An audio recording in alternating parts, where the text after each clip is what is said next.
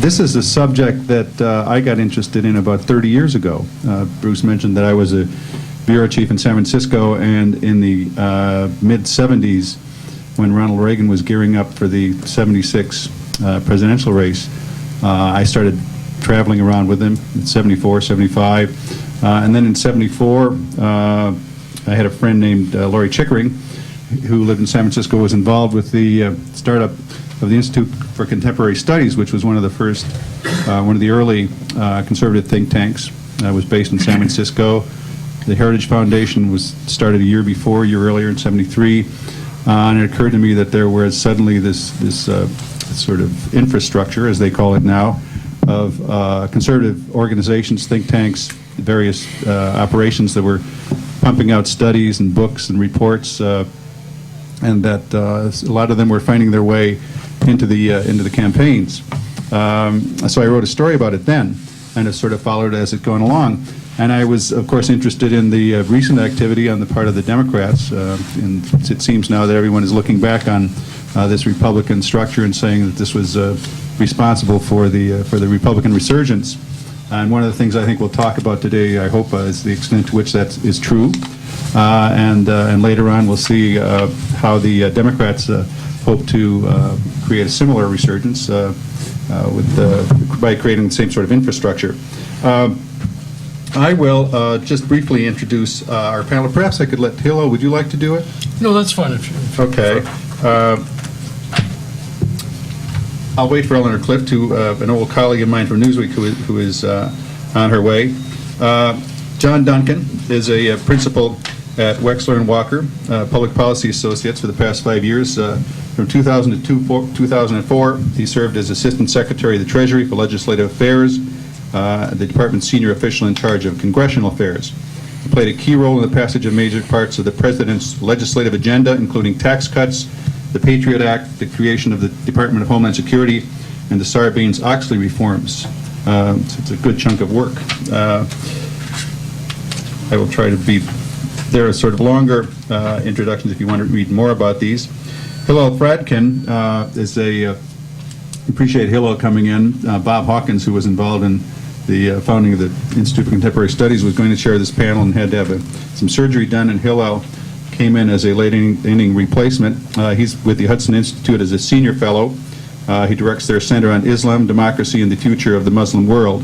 And prior to joining Hudson, Fradkin worked as president of the Ethics and Public Policy Center, where he directed the Islam and American Democracy program. Moving right along here, if I can. John Miller is with the National Review. He's the magazine's national political reporter and a contributing editor to Philanthropy magazine, and the author most recently of A Gift of Freedom, How the John M. Olin Foundation Changed America.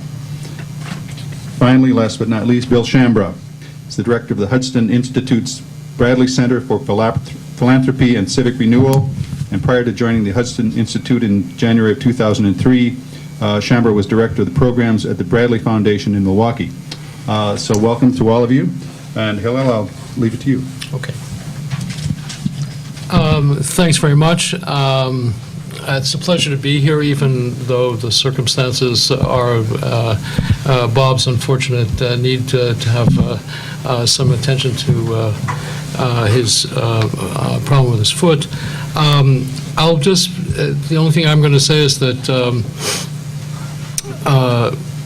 at the outset, because I understand our speakers have a lot to say, is that as the introduction indicated, I'm more frequently involved in discussions these days about Islam, radical Islam, and the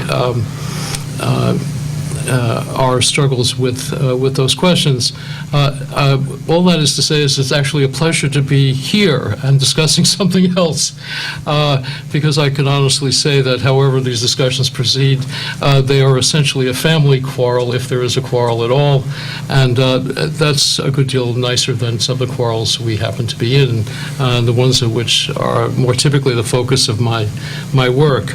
I do have a passing connection with the subjects here, having worked for the Bradley Foundation some years back, and if it occurs to me to say something useful, or if I think I have something useful, I will contribute it. I thought I would just simply say at the outset the topic of this panel is the Republican message machine, model or myth. And I suppose its unofficial title is the right-wing conspiracy, or the the vast right-wing conspiracy. Is that a model or a myth? If it's a myth, it obviously can't be a model. But I expect that our speakers today can help us find out, first of all, whether it's a myth, and if there are certain mythological elements to the general understanding of it, what those might be, and then suggest in what ways it either has been or should be a model for political undertakings in this country. That is to say, or more precisely, the interaction between intellectual endeavor and actual political activity. I think we'll begin with John Miller. I should say to our panelists that since we, I think the general format will be about 10 minutes apiece, and then after that, we'll let you mix it up a bit and then turn to the audience for questions and comments. John? All right, thank you, Hillel, and thank you all for being here and for inviting me to come speak to you. I gather you're mostly from California, so I guess I should say welcome to Washington, our national city of politics. You probably learned by now where the word politics comes from. It's from the word from the Greek originally, poly meaning many, and ticks meaning blood-sucking parasites.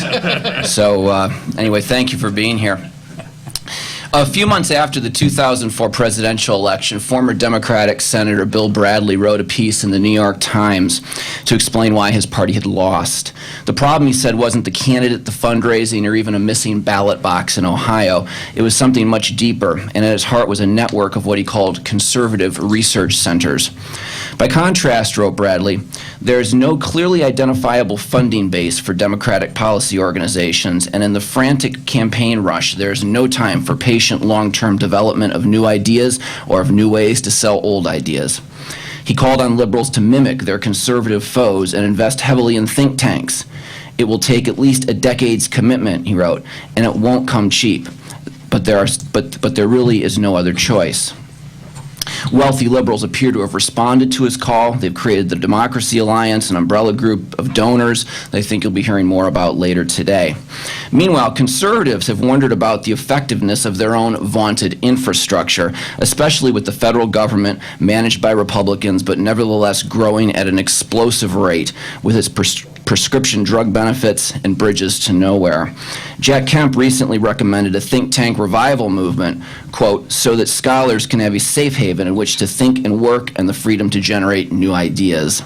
The bottom line is that people on both the left and the right are studying the conservative achievement of the last 30 years, such as it is, and coming to the conclusion that conservative think tanks had a lot to do with it.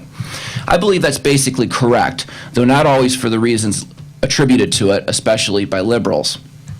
First, a simple question: what are think tanks? They've been called universities without students, places where scholars can focus on their work, their scholarship. Instead of having students who need instruction, they have interns who fetch coffee. Some think tanks offer varieties of membership to their financial contributors, but they aren't interest groups that have constituencies in the traditional sense. Rather than shaping public policy through elections or lobbying, they try to do it through the power of the ideas they generate and promote. As Albert Keith Whitaker has written, the first think tank was a joke, literally. In The Clouds, the ancient Greek playwright Aristophanes portrayed Socrates as a guy who taught young men to become thieves, to hold the law in contempt, and to get ahead in life by making the weaker argument the stronger. Today we call such places law schools, but Aristophanes labeled them thinkeries. Modern thinkeries were born a century ago, and what the Carnegie Endowment and the Brookings Institution shared was in common was a progressive era faith in the ability of technicians to solve economic and social problems. After the Second World War, they were joined by organizations such as the Rand Corporation that contracted with the federal government to study problems. The term think tank comes from this period. It's a World War II term. It's a place where officers gathered to discuss strategy. During the 60s and 70s, liberalism embraced something called advocacy philanthropy, a concept pioneered by McGeorge Bundy of the Ford Foundation. Like-minded foundations spawned batches of issue-oriented groups that weren't think tanks, but which nevertheless pushed for certain public policy goals, often through litigation. By one measure, these organizations were remarkably successful. They gave birth to new environmental regulations, affirmative action and racial preferences, bilingual education, public broadcasting, and large expansions of the welfare state. By another measure, they went too far. They alienated voters who came to be known as Reagan Democrats, setting the table for the electoral rise of the conservative movement. Whatever their legacy, the philanthropy that underwrote them left behind a collection of groups, from MALDEF to women's studies programs on campus, that remain powerful forces in politics, law, and culture. When Bill Bradley complains about liberalism's failure to create a network of think tanks, he must remember that it hasn't been for a lack of resources. The left, in fact, has had hundreds of millions of dollars at its disposal. Until recently, the Ford Foundation owned America's biggest philanthropic endowment. Andrew Rich has calculated that the country's 15 biggest foundations spent more than $136 million on public policy institutes in 2002. Very little of this money found its way to conservatives, who instead had to rely on a dozen other foundations to provide less than $30 million that same year. These trends toward advocacy in the 60s and 70s gave rise to a third wave of think tanks, more aggressive, more media savvy, and more involved in the daily grind of public policy than their forebears. They were different in other ways as well. Many of them were explicitly conservative, or at least right of center in their outlook. Because of this newfangled orientation, some commentators have described these groups as advocacy or ideological think tanks. And there's truth in these labels, but also a fundamental confusion, because they tend to assume a golden age of thinkery, when all the experts were objective, all the wonks were fair and balanced, and all the white papers were above average. In reality, this new breed of think tank revolted against the profound and unstated biases of its predecessors. These predecessors, in keeping with their progressive roots, often prescribed a large role for government in addressing the challenges of poverty, health, and education, much larger than the emerging conservative movement considered appropriate or effective.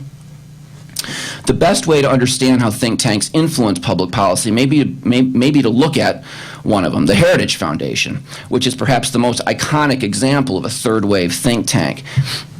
Anybody can learn from its experience, even if he doesn't agree, for the conservatism of the Heritage Foundation.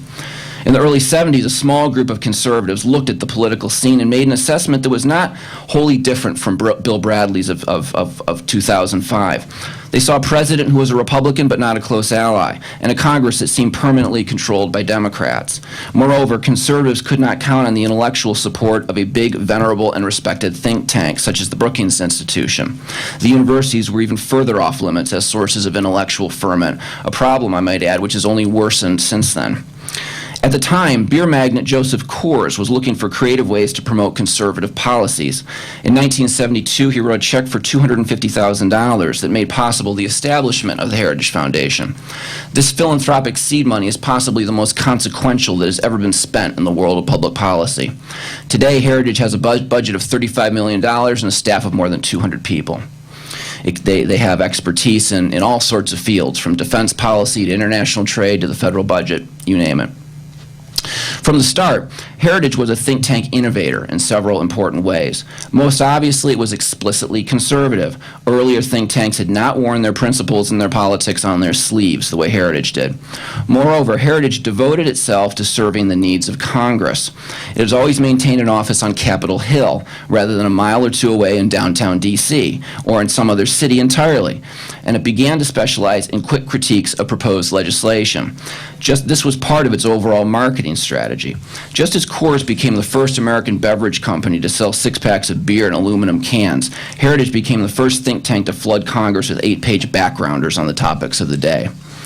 Heritage took its biggest step forward following the presidential election of Ronald Reagan in 1980 with the publication of Mandate for Leadership, a massive and detailed set of policy recommendations for the new administration. It was like as big as a phone book, and that was the abridged version. The idea for it had arisen at a board meeting a year earlier, and Heritage decided to make a substantial investment in the project, an investment that largely would have been lost if Jimmy Carter had been reelected. The gamble paid off, and Mandate for Leadership detailed more than 2,000 specific policy proposals on a wide range of issues, and some of its authors then gained jobs in the Reagan administration. Bill Bennett, for example, is one of these figures. The 1980 edition of Mandate for Leadership became one of the most influential publications ever issued by a think tank. A testimony to its influence is the fact that manuals providing advice for an incoming administration or a new Congress now comprise a whole subgenre of think tank literature. This has been copied over and over again. A favorite saying of conservatives who inhabit think tanks is Richard Weaver's old aphorism, "Ideas have consequences." Yet it is notoriously difficult to determine which ideas have consequences and what role think tanks play in making them consequential. There's no shortage of ways to measure the performance of an individual think tank. How many times have newspapers quoted it? How many times have its experts appeared before Congress? How often have they been on television? The answers to these questions surely measure something, though it isn't necessarily their actual influence. A think tank can be quoted 1,000 times on why a particular piece of legislation is worth passing, but if lawmakers ultimately fail to pass it, then all the attention arguably came to naught, or maybe it didn't if an early failure paves the way for a later success. Yet it is by no means impossible to draw a few broad lessons from recent experience. First, the most effective think tanks possess a clear sense of purpose. Second, they focus not only on the creation of ideas, but also on the marketing of them, so that their audience of opinion leaders and decision makers comes into contact with them. Third, success requires patience, as well as long-term commitment that is durable enough to survive perceived setbacks, especially electoral ones. Finally, the success of a think tank ultimately comes down to the quality of its ideas. The mechanical questions of how think tanks are funded, how they organize themselves, and how they promote their products are very important, but they aren't the most important thing. Last year, at a dinner honoring the John M. Olin Foundation, a sponsor of many conservative thinkeries, its longtime director, Jim Pearson, told a story about Ron Turcotte, the jockey who rode the horse that won the Triple Crown in 1973. After he had won the Belmont Stakes by 31 lengths, everyone wanted to ask him a simple question. What was your secret? I didn't need a secret, replied Turcotte. I had secretariat. So what was the secret of the John M. Olin Foundation? Well, said Pearson, we had Bill Buckley, Irving Kristol, Norman Podhoretz, Michael Novak, Hilton Kramer, Roger Kimball, Heather McDonald, Robbie George, Milton Friedman and the market economists, the law and economics scholars, Alan Bloom, Harvey Mansfield, the followers of Leo Strauss, Samuel Huntington, Elliot Cohen, and others in foreign policy, institutions like the Heritage Foundation, the Hoover Institution, the Manhattan Institute, and the American Enterprise Institute, and publications from Commentary to the Public Interest to the New Criterion. The list could go on, unquote. More important than the list, of course, were the ideas these people and institutions generated, ideas that definitely had consequences. Thanks very much, John. We'll next hear from John Duncan. Thank you. Not a lot is durable in politics, and what is most durable are ideas, and what's least durable are messages that don't point to ideas. Ideas fit a time and place, and part of the art of politics is to find and champion ideas that are right for your time and your place. In a sense, ideas are to politics what clothes are to fashion. Ideas are a factor in a politician's appearance. And in the public realm, it's through their ideas that politicians are seen, heard, talked about, and approved. It's one thing for individuals to have ideas, but when ideas belong to parties, things get a little dicier, as anyone who has ever worked on a party platform can attest.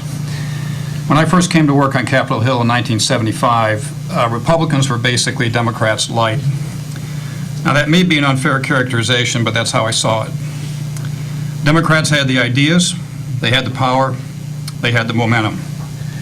And Republicans either opposed the Democrats' agenda or supported watered-down versions of Democratic proposals with the hope of limiting damage. But over the course of the next 30 years, the Republican Party went from a message of no, don't change, to a party whose message was yes, change, and here's how. And the person I most associate with starting the Republican revolution in ideas was Jude Wanniski, with his notion of supply-side economics. Ideas don't come much bigger than his, and when put into play by Kamperoff and Reagan, it became the central Republican idea of the 1981 tax cuts. Ideas continued to ferment in the 80s, and in 1994, a number were pulled together in the contract with America. Now, there's some argument about whether the contract with America was all that decisive a document. But it's clear that at least one big idea caught on, that was welfare reform. The notion that welfare should lead to work and not dependence was a very powerful idea, and in 1996, welfare reform became law. In retrospect, it's striking to note that health care was absent from the contract. But it came later as Republicans sought to introduce competition into the Medicare program as a means of improving care and driving down costs. And the successful introduction of a prescription drug benefit into the Medicare program through competing private sector plans is a significant accomplishment, culminating decades of work. The last big idea I'll mention in my sketchy survey is the notion of moving away from a social policy of income maintenance to one of asset ownership. Individual retirement accounts, the Roth IRA, the Roth 401k, all have come into being over the last 30 years. And a retirement account will, I think, in all likelihood someday, become associated with Social Security. Now, I don't want my remarks to sound like over the last 30 years has been a contest where only Republicans have scored points. That, of course, is not true. Democrats have been part of these achievements, but it was the Republicans who drove the agenda largely through the power of their ideas. The broader point here is that ideas are a way a party stays on offense, and if you're not on offense, you're on defense, and if you're on defense, you're losing. Now, if it's true that politicians need ideas, it's also true that ideas need politicians. Ideas are the product of creative minds grappling with the problems of the day, but ideas need to get from the mind to the world, from those who think to those who act. And it's through politicians, people skilled in the activities of freedom, that ideas become a reality in the world. And it's in the public realm that ideas grow in value as they're explained, assessed, improved, and otherwise prepared for their journey in the world. Ideas rarely enter the world without a struggle, and we all know why. The new is resisted by the old and must be fought for. And it's in the public realm that that fight takes place. And a party cannot advance its ideas successfully if it isn't organized and disciplined. And one of the things that surprised many observers, myself included, is how disciplined and organized the Republican Party has become.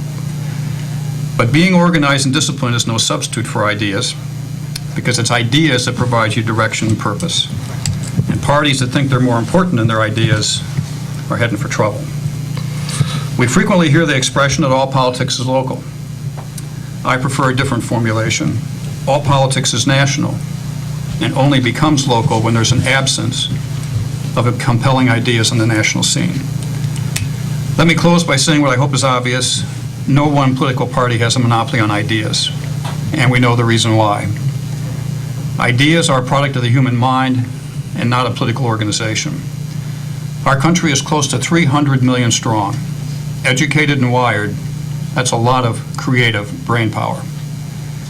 And today we tap the mental reservoir of our nation's brain power through think tanks and academic institutions. The future may be different as emerging participatory web technologies begin to dramatically alter how ideas are harvested, developed, and put into the public space. The strain of terrorism, immigrant absorption, baby boom retirements, along with all the other adjustments our nation will have to make to fit into the global economy, all pose huge challenge for our political leaders. We'll need more ideas than ever before. The title of this panel is Republican Message Machine, Model or Myth? Well, I think we know the answer. Idea-generating organizations and their message machines on the outside, connected to disciplined and skilled political organizations on the inside, is the model, and it's likely to remain the model regardless of what happens in November. Thank you. Thanks very much, John. Next, we'll hear from Bill Shambra of the Hudson Institute. Thank you, hello. Anyone interested in the rise of the conservative message machine will soon become acquainted with a remarkable group of public intellectuals. They were all members of the privileged elite, tightly interconnected through personal background and professional association. They were all ardent Republicans. They not only fundamentally redefined America's ideas about public policy, but they also established their own research institutions, media outlets, and lobbying groups to carry their new ideas to the American people, which they did with resounding success. They were amply backed by major foundations whose managers moved freely back and forth between leadership posts in government and corporate life. Eldon Eisenach, one of the foremost chroniclers of these savvy policy entrepreneurs, notes that, quote, these intellectuals who created ideas, institutions, audiences, networks, publicity techniques, and opinion-shaping organs were a new and politically emergent clerisy, national public moralists in thought, purpose, and deed. For more than a generation, they went from victory to victory. Now, I'm sure at least some of you, not easily taken in by this shop-worn journalistic technique, have guessed by now that I am not, in fact, talking about the conservative intellectual apparatus of the 21st century, but rather the progressive intellectual apparatus of the early 20th century. This introduction of progressivism is more than a cheap trick, though. It does raise for us a larger question. Namely, are any of these supposedly revolutionary techniques and devices practiced by today's policy community really new or revolutionary? Or were they not, in fact, invented and introduced to great effect by the left over a century ago? Which points to another question. Is it not possible that modern conservative intellectual organizing was intended precisely as a response to the manifold successes of that earlier progressive intellectual apparatus?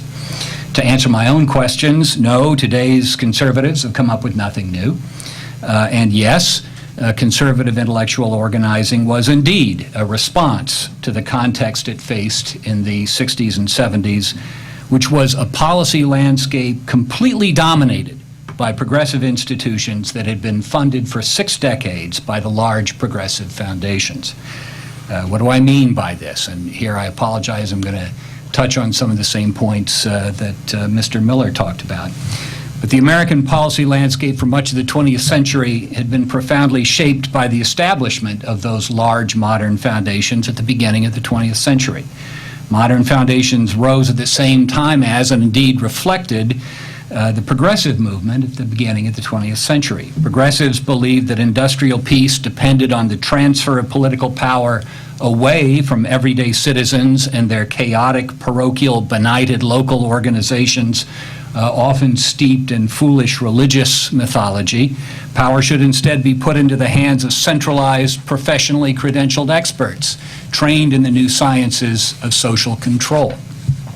The first large foundations, Carnegie, Rockefeller, Russell Sage, later joined by the Ford Foundation, eagerly bought into this idea that the new social sciences offered an indisputably objective and rational way to order public affairs and to deal with the causes, not the symptoms, of social disorder.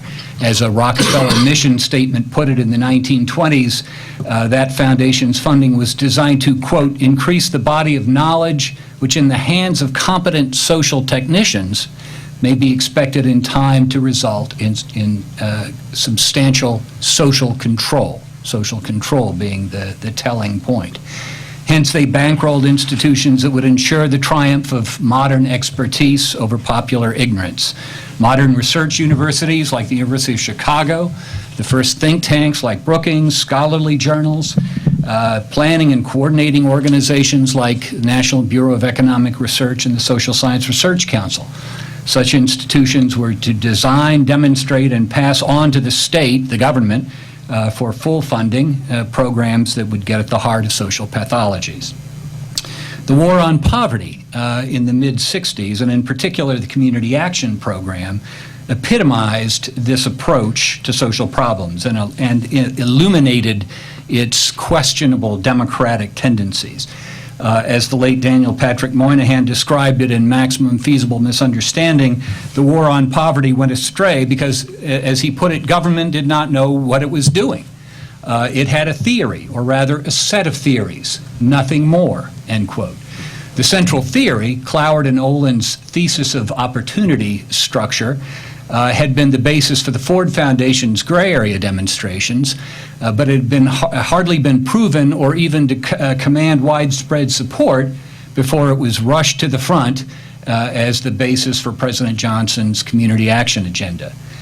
Now, how a very shaky and unpopular and unproven social science hypothesis could be so hastily drafted into public service, Moynihan argues, can be explained by what he described as the professionalization of reform. By the 60s, in his account, the growth of social science expertise, the professionalization of the middle class with jobs based on that expertise, and the emergence of foundations eager to fund social science all ensured that political reform was no longer driven by popular democratic movements, but rather by credentialed experts. When an untested abstract theory was artificially imposed on the urban political scene by such presumptuous detached experts, Moynihan's account suggests, small wonder that the program rapidly became ensnared in conflict and controversy. Yet this is precisely where progressive philanthropy had been so keen to bring us. The profoundly undemocratic notion that reform should be driven by foundation-subsidized social science experts rather than by self-governing citizens informed and consequently complicated many of the Great Society's efforts to construct and expand government programs in the 60s. This indictment that professionalized reform's presuppositions are arrogant, elitist, and undemocratic is thought by many on the left today to be an immensely clever public relations gimmick concocted by conservative foundations during the 80s and 90s to undermine confidence in government.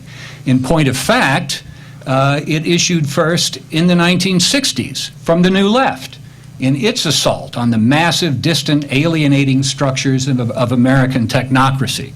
Their alternative was participatory democracy, a return of political authority to smaller, decentralized, self-governing communities such as were modeled in their own modes of communal organization.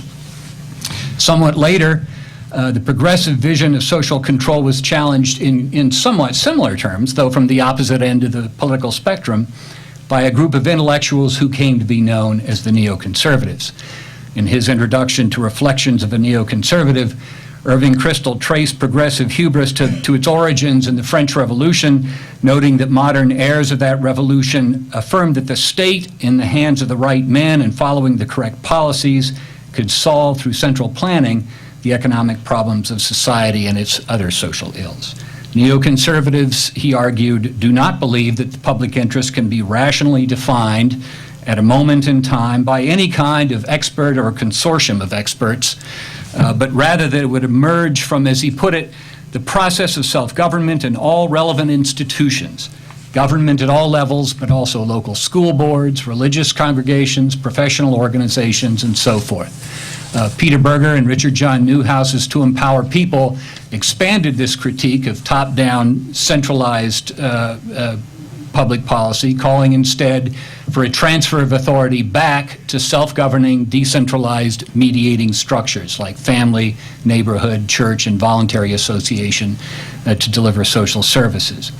As conservative funders like the John M. Olin, Scaife, and Bradley foundations began to emerge in the 80s and 90s, they took their bearings from this indictment of anti-democratic, centralized bureaucratic rationalism, funding both scholarship that made the intellectual critique, as well as practical programs that reflected the determination to return authority to everyday citizens organized within their own self-governing institutions. At the Bradley Foundation, where Hillel and I worked for a number of years, this came to be known as the New Citizenship Agenda. So if the means that conservative foundations adopted and think tanks are not new, the question is, what does distinguish the conservative think tanks? And I think it's an understanding of the ends, what they're trying to accomplish, what their understanding of America is. Maybe we can get to that shortly, but let me ask you to focus on this question as you go forward today. Try to lift your vision above the discussion of the means and the techniques. We can go over how think tanks are organized and foundations fund in this way or that way and the other things. The question is, does the left, in its new effort to sort of establish a set of think tanks, new think tanks, it's asking for a massive do-over, incidentally. It's sort of saying all those progressive institutions that we had established for the 20th century, they don't count. We need now to start imitating conservatives with new think tanks, new organizations. But as they try to form those organizations, the question is, are they going to figure out what the central idea of the American Republic is, that it should serve? Conservatives have a clear understanding of that idea. It may not be popular with a lot of folks on the left, obviously, but it's a clear idea. And the question is, what is that coherent, overriding understanding of the American political order that the left, the new apparatus on the left, may or may not offer? Thanks very much, Bill. And next, and our final speaker is Eleanor Clift. Well, I come at this from a little different perspective. I'm a career journalist, and in participating in a panel on the Republican message-making machine, I'm looking from the outside, and I'm thinking, in my memory here in Washington, I came to Washington covering Jimmy Carter, who, as you all know, served 4 years and was just defeated by Ronald Reagan, and that really, I think, began the ascendancy of the Republican message-making machine, if you will. I look at Republicans as a lot bolder in their approach. Risk takers, certainly President Bush and Dick Cheney and Don Rumsfeld are risk takers. If you look at the way they waged war and have conducted public policy in this administration, really without including certainly the other political party and excluding our allies to a great extent. I think the losses of Al Gore and John Kerry, I think, made the Democrats more timid. And 9/11, of course, really put the Democrats on the defensive because their patriotism would be questioned if they, chose to challenge. And so I think, timidity has marked the Democrats in recent years, and a boldness and a risk-taking has marked the Republican agenda, although I would argue not with positive outcomes. I think the Republicans are from the progressive point of view, are a lot more willing to stretch the truth in order to market their ideas and their programs. And I go back to a Sunday New York Times Magazine piece. It was about a year and a half ago. It was by Ron Suskind, and he quoted administration officials saying, we create our own reality. You guys, meaning the press, you just react, and you react to what we do. We set the agenda. We create the reality. And I think you saw that specifically, certainly in the marketing and the selling of a war. And I think a lot of this is now crumbling. Having watched the president's press conference yesterday, I thought there was a certain hyper desperation about it, as he kept repeating his same message that, the stakes are high, the enemy is dangerous, and, we all know that. It's how you handle the threat that is being questioned. And so I think, the Republicans could well be on the verge of losing their majority in one house and perhaps both houses. And just to the notion of crediting the contract with America with welfare reform when it wasn't even in the contract, I remember Bill Clinton campaigning in 1992 on let's end welfare as we know it. Maybe it was an idea he borrowed from the Republicans, but certainly that did not spring up from Newt Gingrich wholly. Second, I think, again, I'm looking at this in the contemporary real time here. I look at a party that has used homophobia to get votes. And I was trying to think, as I made some notes before I came here, and I put homophobia, and I wrote, is there any issue comparable on the Democratic side? I'm not judging. I can't really think of one. I hear a lot of Democrats say they wish they had a Karl Rove. There is this sense that Democrats are not willing to be as ruthless as Republicans. And I like to quote Mark Shields, who is a commentator on the Jim Lehrer show. He says, if it's true as the Bible says that the meek shall inherit the earth, the Democrats will be landowners. So it always gets a laugh. I think the party's position in exploiting sort of fears about homosexuality is now, of course, coming back to haunt it as the Foley scandal has exploded and turned into a leadership crisis on Capitol Hill. And if anybody can think of the Democrats using an issue similarly, I'd be interested to hear it, because I really couldn't think of one. Lastly, when I think of structures, I think a lot of the new media that is available today, and I think the Republicans have done a much better job using the new media. From Rush Limbaugh would be a classic example. In 1994, when the Republicans won the Congress, they swore in Rush Limbaugh and Michael Reagan, who's also a conservative talk show host, as honorary members of Congress. And Tony Blankley, who is a friend and a colleague on the McLaughlin Group and is the editorial page editor of the Washington Times, has said that he doesn't think that the Republicans could have won the majority in '94 if it wasn't for Rush Limbaugh. So I think that there's now the internet, of course, has now grown up since then, and I think the Democrats are being more combative in trying to use the internet. But President Clinton, I think, said it best. He said, all politics, this is all a head game. And he thinks that, Republicans have been better at the head game than Democrats. Now, I agree it's about ideas, but I don't think, I think the big challenges that face the country don't belong to either party. Before I came here, I was at a press conference for the League of Conservation Voters, and they put out their environmental scorecard for '06, rating every member of Congress and the parties on environmental issues. It's a pretty striking difference. I mean, most of the pro-environment people are in the Democratic Party, but there are some strong exceptions in the Republican Party. Lincoln Chafee, Chris Shays, Sherry Boehlert, who's retiring. And this group has endorsed Lincoln Chafee and has endorsed Chris Shays, even though it would be in their larger interest if the Democrats took over, because the party as a whole is more friendly. But the president of the group said, we want to reward our friends, we want to find new champions, and their goal is to turn the '08 presidential contest into a competition as to who has the most serious plan to combat global warming. And John McCain certainly is a maverick within the Republican Party for taking this issue seriously.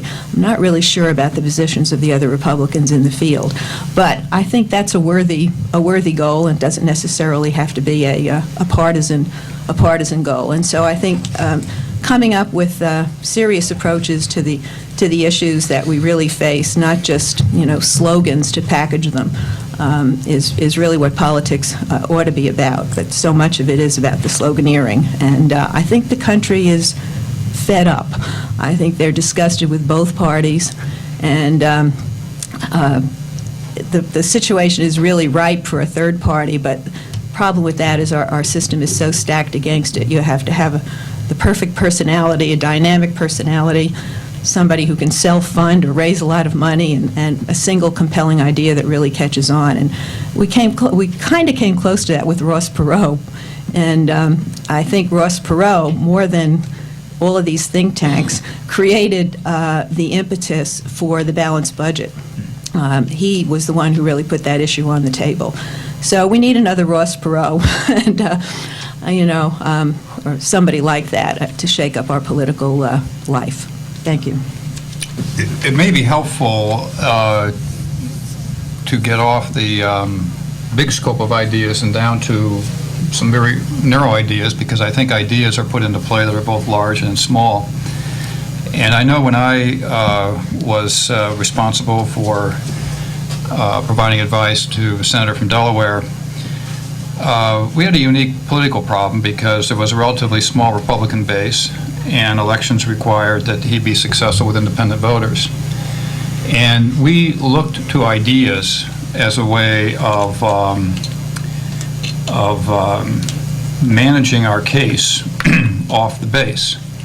And so Delaware is a state that has a very high interest in environmental matters. So we always wanted to have an environmental idea in play, and the best idea would be an idea that no one else had already claimed, so it could be yours. So you'd press forward with your staffs to try to say, look, we hired a highly qualified environmentalist on our staff, and we basically said, we want ideas for our boss that will put us out front and will be recognized and seen for our ability to be promoting something. But it doesn't do us a lot of good if the idea has already been claimed by a bunch of other folks. So that's where things became kind of tough. But then to add a little bit more complications, we had 2 automobile plants in the state. So at that time, there was a lot of concern about exhaust emissions, things like that. But we had real political problems if we started moving in that arena, because we had the highest percentage of automobile workers. We had a higher percentage than Michigan did, because we were a small state and we had 2 plants. So the challenge for us always was try to find something that we could use. And one of the ideas that we ultimately grabbed a hold of, oh, and by the way, the other nice thing is you usually want to find an idea that affects someone else's district, so you don't suffer the consequences in your own. We got very involved in the idea of twinning the Arctic Refuge park area there up in Alaska with its comparable Canadian park. And that was an idea that we grabbed a hold of. Nobody else had it at the time, and that became an initiative for us. At that time, there was a lot of concern about how women might be voting. And so we always wanted to see if we could reach out and find an idea that would be appealing to women's groups. And so you kind of get an initiative going there. And so these weren't, I don't want to leave the impression, part of the discussion leaves the impression of this big set of machinery outside or around here in Washington that stokes up all these ideas and kind of feeds them into this furnace called Capitol Hill. Most of the ideas that we imported were basically designed to help the senator's political strategy for dealing with the political climate in our state. Now, one of the things I've observed happening over the years that I was in the business is that gradually, at the beginning, what you thought about was your boss, the person you worked for. And politicians, at least senators, are kind of like feudal armies that kind of marched across the political landscape, and we cared about ourselves. And maybe we'd accept help from the Delaware Republican Party, but for the most part, all we wanted to do was get us money and then stay away from us for any other purpose. And maybe we'd align ourselves with another Republican, maybe we'd align ourselves with a Democrat, but we were basically a feudal army. But now that's all started to change now. And towards the last years that we were in business, all of a sudden, if you're chairman of the Finance Committee, you just don't do what the Finance Committee wants to do. You now all of a sudden have to go back and you have to account to your Republican conference about the kind of legislation that's coming out of your committee. And so what we've seen happening now is that ideas have kind of moved out of the scope of the individual member and are now becoming more and more enshrined in the party apparatus and then enforced down the line through the internal party equipment. Now, it's my belief that this is certainly what's happened to the Republican side. I think there's no doubt about that. It's my suspicion that this is will happen on the Democratic side. If they take over power, they will face, in many respects, the same difficulties Republicans faced, and they will start to shape their arrangements very similar to the Republicans, and that we're essentially moving into kind of a new structure on the Hill. And I think it may reflect, there may be a lot of people who know this, what's going on in the country kind of sociologically better than I do, but I think part of it reflects the fact that the country's becoming, because of all the internal migration, the differences between the North and the South and the East and the West, and what you see is that there are more and more, the United States is becoming very similar in many ways, and I think that's now what's driving the movement of issues away from individual members up into party apparatus, and I think we're going to be living with it for a while, and I don't necessarily see it as a bad development, but I certainly don't see it as anything you can change. And so we all need to find ways to kind of deal with this.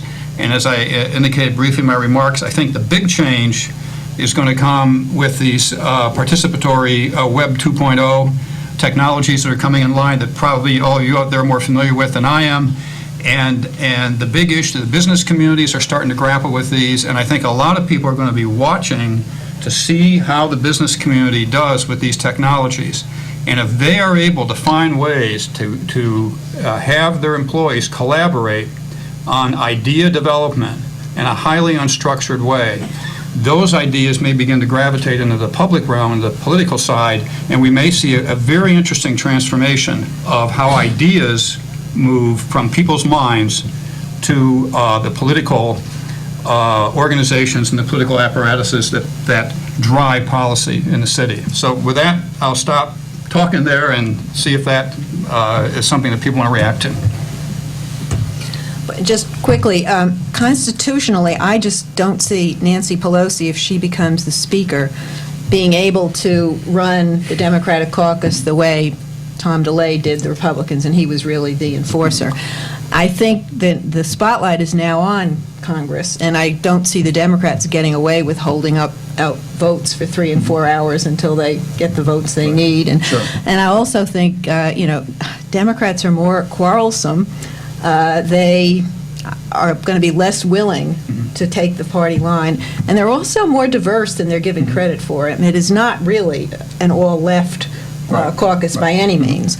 And I must say, I think Pelosi has done a good job, one, keeping herself fairly invisible during this period, so she's not such a good target for the other side, and two, you don't see any of the would-be chairmen like John Conyers or Elsie Hastings or Henry Waxman out there talking about the investigations they're going to hold,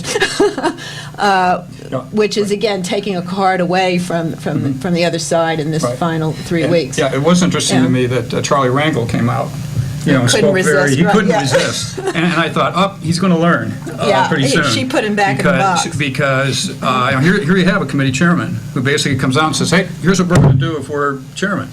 Well, my boss did that for a while, and all of a sudden started to learn that, wait a minute, you don't go out and make those pronouncements until you've worked your way through your leadership. And I think one of the really interesting things to watch, and I know you'll do a better job of it than I will, is seeing if the Democrats do take control. What'll be really interesting is to see how do they start grappling with this internal issue of idea development and message control and discipline, so that they project the kind of image that they want to project and makes sense to everybody.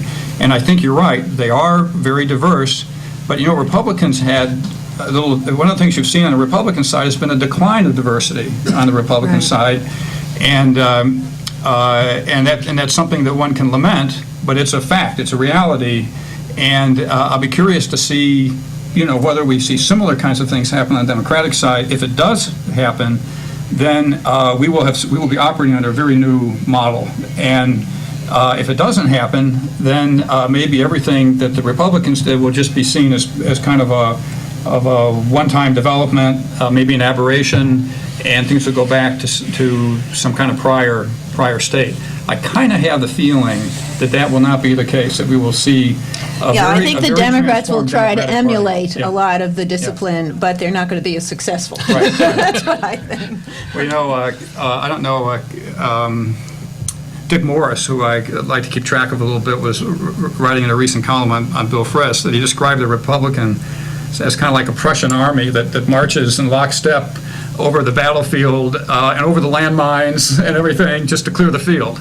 And it has been surprising to see the way the discipline has been enforced, and that's a key thing for everybody to watch, depending upon what the results are in November.